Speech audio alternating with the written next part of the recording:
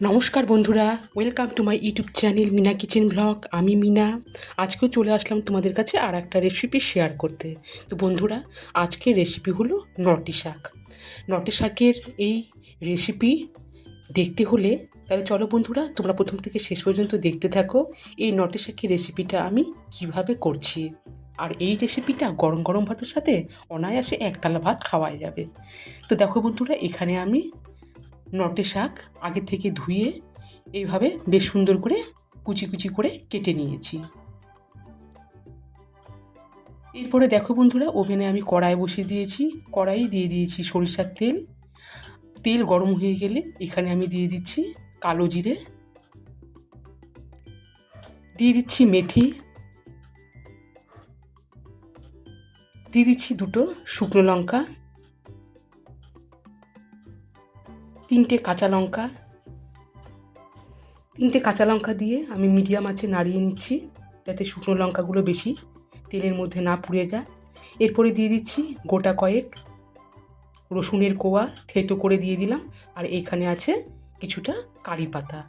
তাহলে বন্ধুরা, সমস্ত উপকরণ দিয়ে এবারে আমি মিডিয়াম আঁচে নাড়িয়ে নিচ্ছি। তো দেখো বন্ধুরা, কাঁচা রসুনের গন্ধ কিছুটা বেরিয়ে গেলে আমি এখানে দিয়ে দিচ্ছি আগে থেকে কেটে রাখা দুটো মিডিয়াম সাইজের আলুর পিস।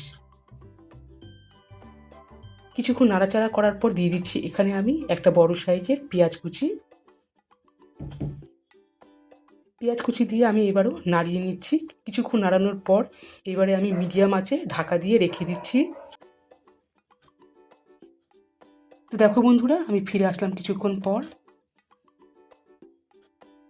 এবারেও আমি নাড়িয়ে নিচ্ছি। এই দেখো বন্ধুরা, আর একটা আলুর পিস আমি ট্রাই করছি। তো দেখো বন্ধুরা, আলু কিন্তু হালকা অনেকটাই সেদ্ধ হয়ে গেছে। এবারে আমি দেখো বন্ধুরা দিয়ে দিচ্ছি কেটে রাখা নটে শাক দিয়ে এবারও আমি নাড়িয়ে নিচ্ছি।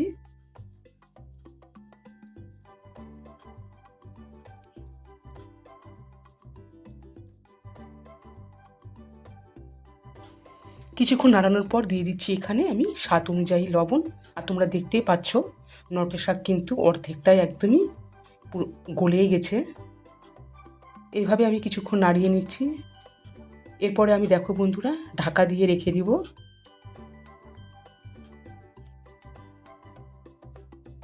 সো গাইস, দেখো ফিরে আসলাম কিছুক্ষণ পর। আর এখানে দেখো আমি কিন্তু এখানে জল ব্যবহারই করিনি।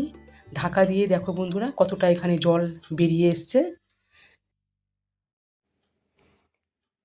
তো দেখো বন্ধুরা, আলু আর শাক কিন্তু একদমই গলে গেছে।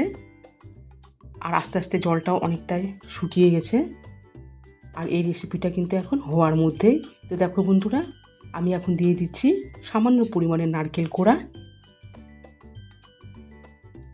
কোড়া দিয়ে আমি নাড়িয়ে নিচ্ছি। আর এই নটে শাকের রেসিপিটাও কিন্তু বেশ সুন্দর মাখাই হবে। এইবারে আমি হাই হিটে দিয়ে দিলাম যাতে জলটা শুকিয়ে যায়। তো দেখো বন্ধুরা, জল কিন্তু একদমই নেই, জলটা অনেকটাই শুকিয়ে গেছে। আর এখন এই নটে শাকের রেসিপিটাও রেডি। সো গাইজ, দেখো আমি সার্ভ করে নিয়ে আসলাম। আশা করছি নটে শাকের এই রেসিপিটা তোমাদের অবশ্যই ভালো লেগেছে। তো বন্ধুরা, প্লিজ লাইক, কমেন্ট এবং শেয়ার করে দিও। আর আমার এই চ্যানেলটিকে তোমরা সবাই সাবস্ক্রাইব করে দিয়ে পাশে থেকো। আর এই নটে শাকের রেসিপিটা তোমরা গরম গরম ভাতের সাথে অনায়াসেই এক থালা ভাত তো খেয়ে নিতে পারবে। তাহলে বন্ধুরা, সবাই ভালো থেকো, সুস্থ থেকো।